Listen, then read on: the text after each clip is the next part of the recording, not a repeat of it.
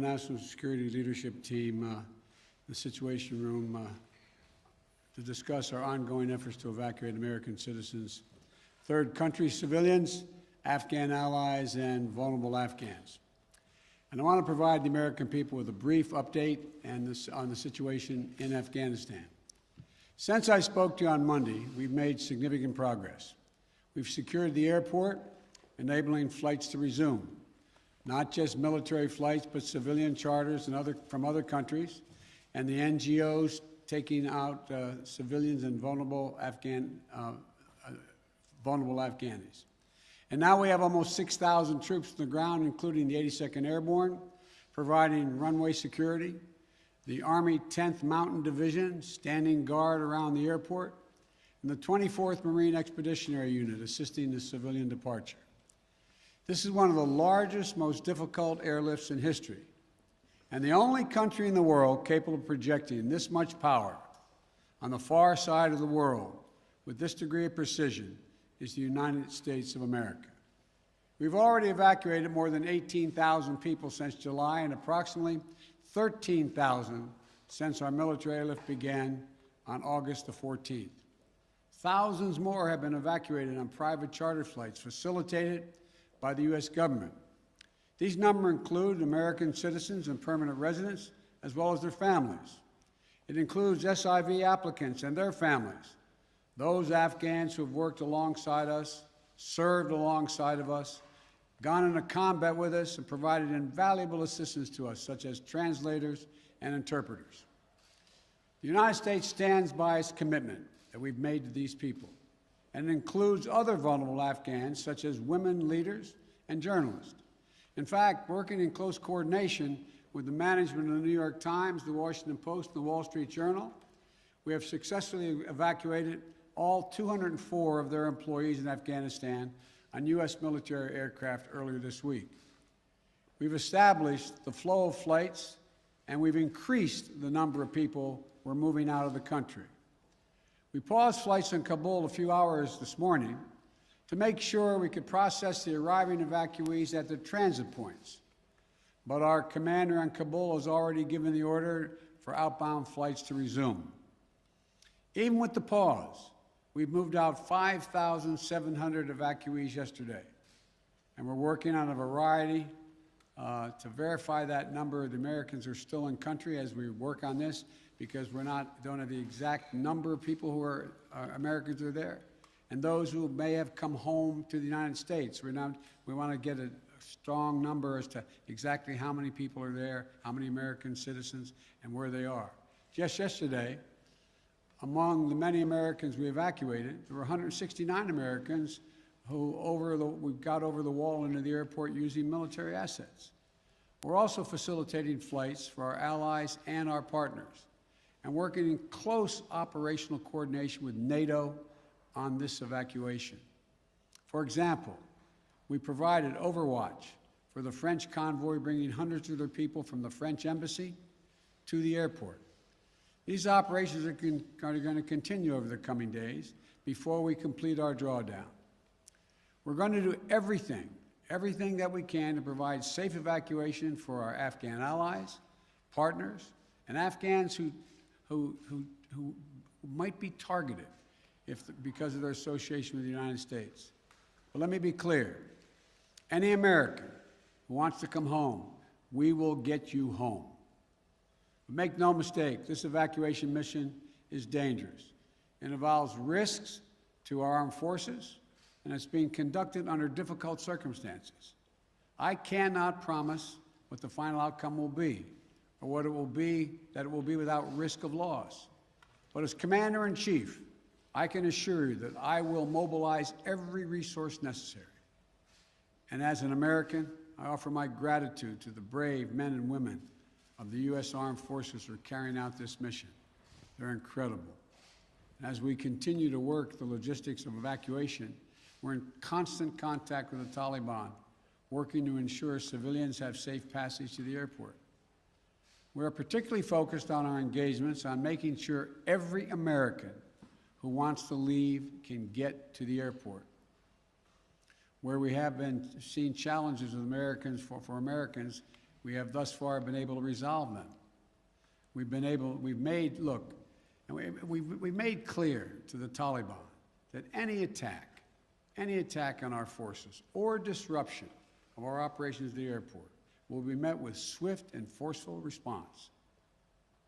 We're also keeping a close watch on any potential terrorist threat at or around the airport, including from the ISIS affiliates in Afghanistan who were released from prison when the prisons were emptied. And because they are, by the way, and make everybody understand that the ISIS in Afghanistan have been the sworn enemy of the Taliban. I've said all along, we're going to retain a laser focus on our counterterrorism mission, working in close coordination with our allies and our partners, and all those who have an interest in ensuring stability in the region.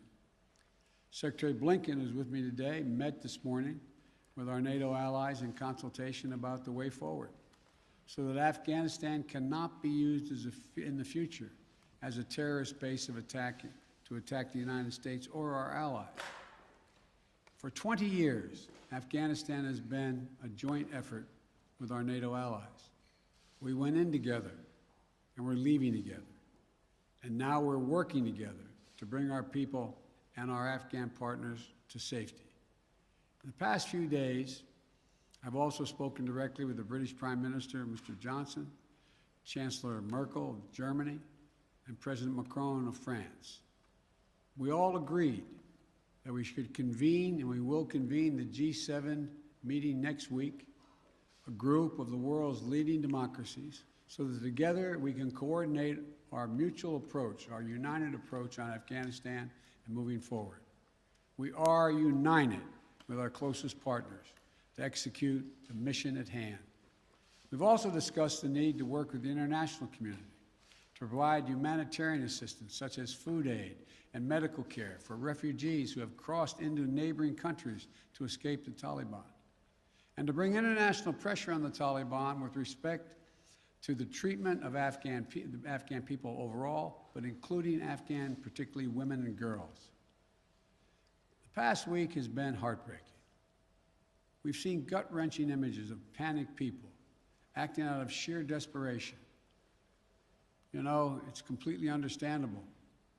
They're frightened, they're sad, uncertain what happens next.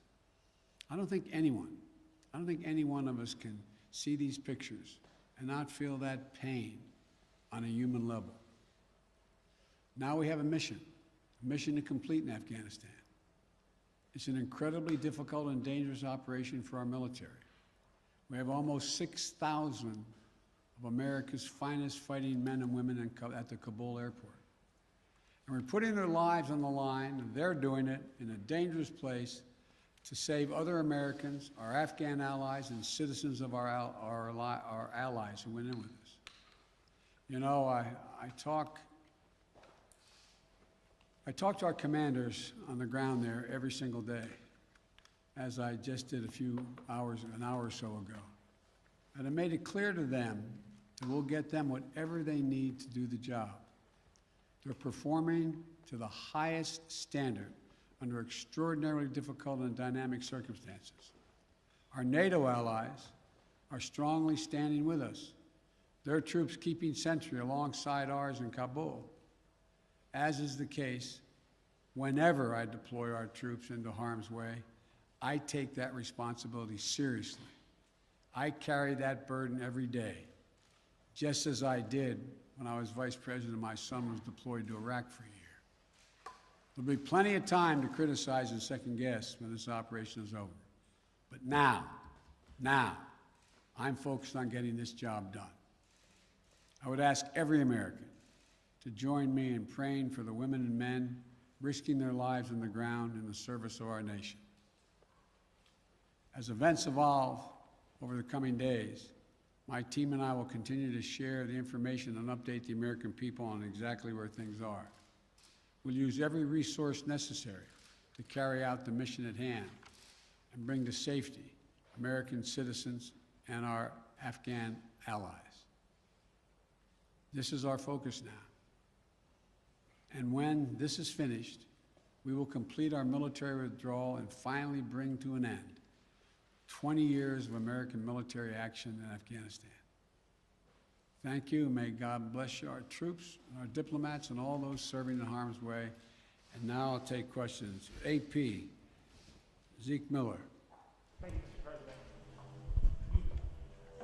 You vowed that your election would usher in an era where the world can count on America to live up to its promises. You promised to leave Afghanistan, but you also promised not to bring out those who helped America in its war effort.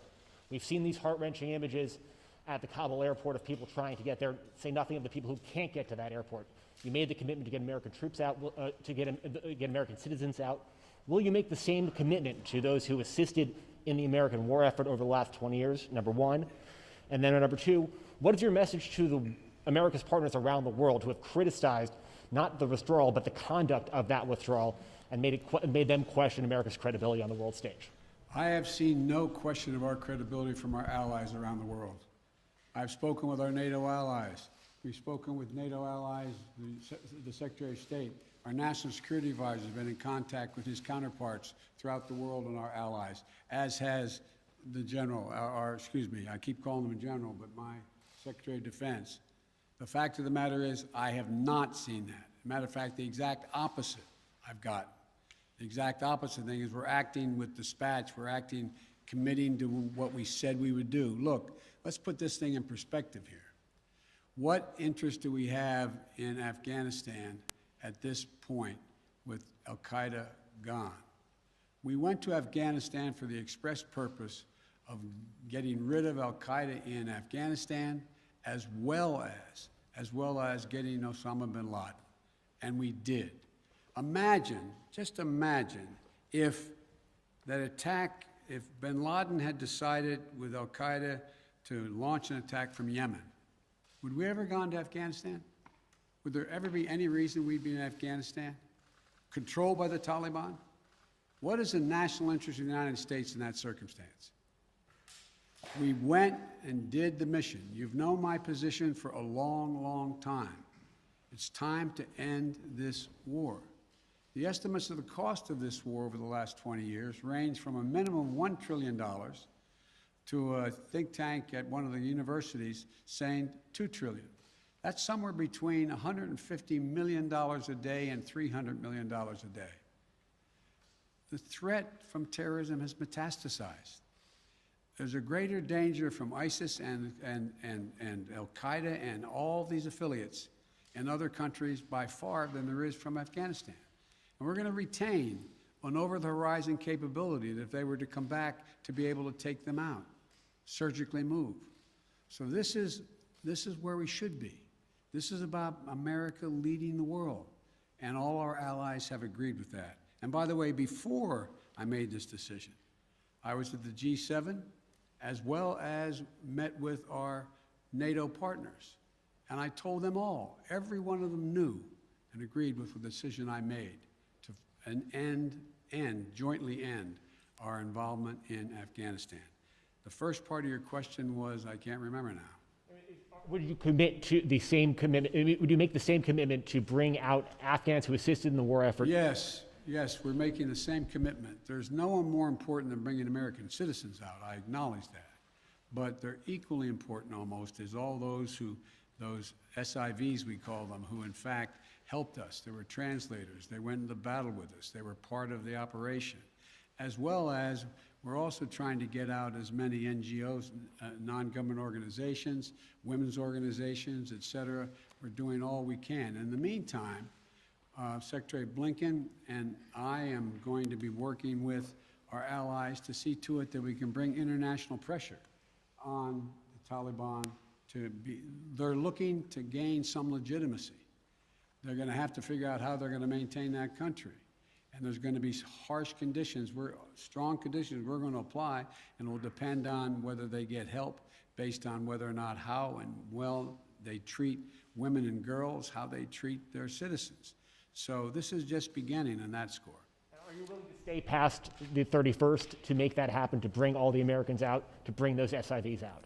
I think we can get it done by then, but we're going to make that judgment as we go. Now, Justin Sink of Bloomberg.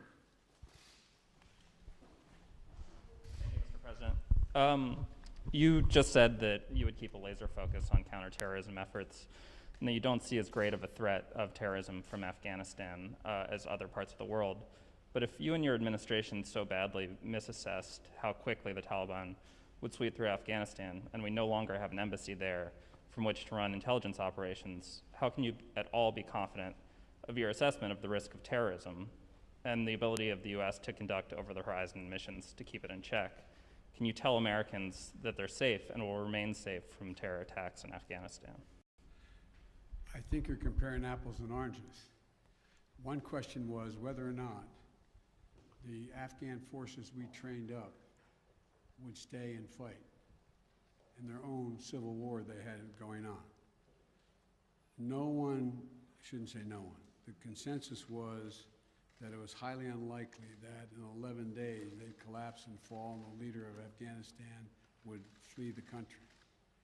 That's a very different question than whether or not there is the ability to observe whether or not large groups of terrorists begin to accumulate in a particular area in Afghanistan to plot against the United States of America. That's why we retained an over-the-horizon capability to go in and do something about that if that occurs.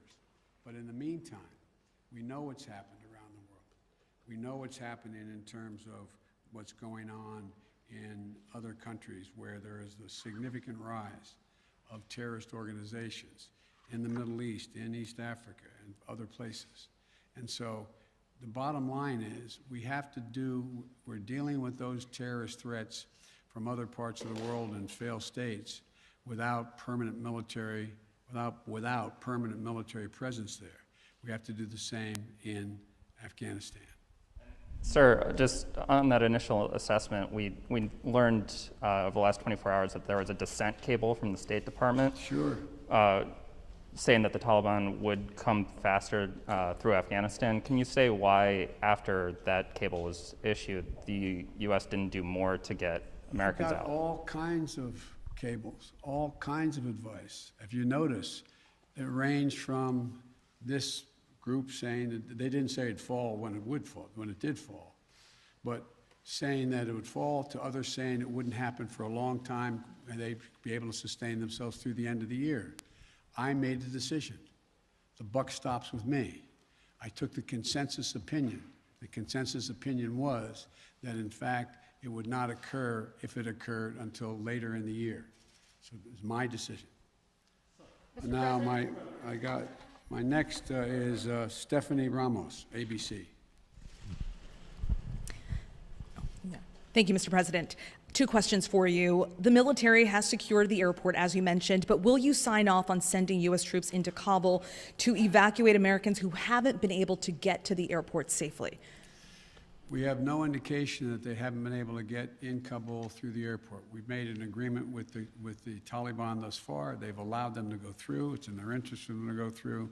So we know of no circumstance where American citizens are carrying an American passport are trying to get through to the airport. But we will do whatever needs to be done to see to it they get to the airport. And one more, Mr. President. Last month, my colleague Martha Raddatz interviewed Abdul, an interpreter who was on the front lines with U.S. forces in Afghanistan. Overnight, we received a photo of Taliban militants coming to the door of his home, literally hunting him down. Thankfully, he was able to escape, but he is obviously still in mortal danger. What would be your message to Abdul, his wife, and his 3 young daughters? We want you to be able to get to the airport. Contact us. We'll see whatever we can do to get you there. We've got to get you out. We are committed to deal with you, your wife, and your child to get all 3 of you out of Afghanistan. That's the commitment.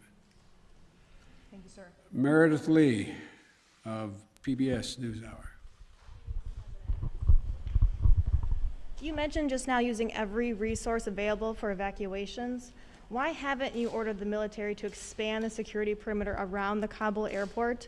Do you have any plans to do so, given that will likely require more U.S. troops? And are you considering rescue operations to recover Americans and Afghan allies stuck behind Taliban checkpoints? The answer is yes to the last question. We're considering every opportunity, and every means by which we could get folks to the airport. That's number one. Number two, the reason why we have not gone out and started and set up a perimeter way outside the airport in Kabul is that it's likely to draw an awful lot of unintended consequences in terms of people who, in fact, are not part of the Taliban. We've been in constant contact with the Taliban leadership on the ground in Kabul, as well as the Taliban leadership at Dahou. And we've been coordinating what we were doing. That's why we were able, for example, how we got all of our embassy personnel out, how we got everyone out of the embassy safely. That was the distance. That's how we helped get the French out and out of their embassy. So the question remains, there will be judgments made on the ground by the military commanders at the moment, and I cannot second guess each of those judgments to be made. But the idea of, again, let me get back to the fundamental point I made at the outset. When the decision was made by me that, and it was made some time ago, and I ran 4 presidents saying I wanted to get us out of Afghanistan. One of the things that is a reality is people now say to me and to others, and many of you say it on air, that why did we have to move because no Americans are being attacked? Why did we withdraw those, why did we agree to withdraw 2,500 troops? No Americans are being attacked. As I said before, the reason they weren't being attacked was part of an agreement that Trump had made a year earlier. We will leave by May 1st, he said, as long as there's no attack on Americans in that year period. Number one. Number two, the Taliban was taking large swaths of the countryside, north and south. None of the major areas, none of the major points of the capitals of each of these provinces. But they were all over the country. And the idea that if I had said on May the 2nd or 3rd, we are not leaving, we are staying, does anybody truly believe that I would not have had to put in significantly more American forces, send your sons, your daughters, like my son was sent to Iraq, to maybe die? And for what? For what? So the only rational thing to do, in my view, was to set up and pre-position American forces for the purpose of evacuation, and the aircraft to pre-position those ahead of time so that we would be able to begin the process of evacuation of American citizens, SIVs, and others who helped us. The last point I'll make is this. Look,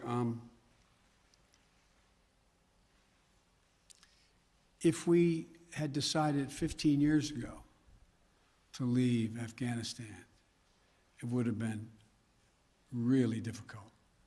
If we decided 5 years ago, if we continued the war for another decade and tried to leave, there's no way in which you'd be able to leave Afghanistan without there being some of what you're seeing now. But what we've done so far is we've been able to get a large number of Americans out, all our personnel at the embassy out, and so on. And thank God, so far, knock on wood, we're in a different position. Scott Detrow. Scott, NPR. Thank you, Mr. President. I just want to follow up on something you said a moment ago. You said that there's no circumstances where American citizens cannot get to the airport. That doesn't really square with the images we're seeing around the airport, with the reporting on the ground from our colleagues who are describing chaos and violence. Are you saying unequivocally that any American who wants to get to the airport is getting there and getting past the security barrier and to the planes where they want to go? I thought the question was, how can they get through to the airport outside the airport? And the answer is, to the best of our knowledge, the Taliban checkpoints, they are letting through people showing American passports. Now, that's a different question when they get into the rush and crowd of all the folks just outside the wall near the airport. That's why we had to, I guess, was it yesterday or the day before? We went over the wall and brought in, how many? 169 Americans. Over the wall and brought in, how many? 169 Americans. So it is a process to try to figure out how we deal with the mad rush of non-Americans, those who didn't help, those who were not on the priority list, just any Afghan to be able to get out of the country. And so my guess is that no matter what, under what circumstances there's not a whole lot of Afghanis, there's a whole lot of Afghanis that just as soon come to America, whether they're any involvement with the United States in the past at all, rather than stay under Taliban rule or any rule. So what I was saying is that we have an agreement that they will let pass through the checkpoints that the Taliban control, let Americans through. But given this, given the negotiations with the Taliban, the scenes that we're seeing, can you just fully explain why the plan wasn't to go ahead with these evacuations of both Americans and allies before the drawdowns began, before Bagram was closed, looking back several months? Because whether it was now or several months from now, there seems to be a broad consensus that the Taliban would make these gains and these would be needed at some point. Well, yeah, at some point. But the point was that although we were in contact with the Taliban and Doha for this whole period of time, at some point wasn't expected to be the total demise of the Afghan National Force, which was 300 persons. Let's assume the Afghan National Force had continued to fight and they were surrounding Kabul. Be a very different story, very different story. But the overwhelming consensus was that they were not going to collapse. The Afghan forces, they were not going to leave. They were not going to just abandon and then put down their arms and take off. So that's what happened. Thank you very, very much. Thank you. Why do you continue to trust the Taliban, Mr. President? Why do you continue to trust their pledges, Mr. President?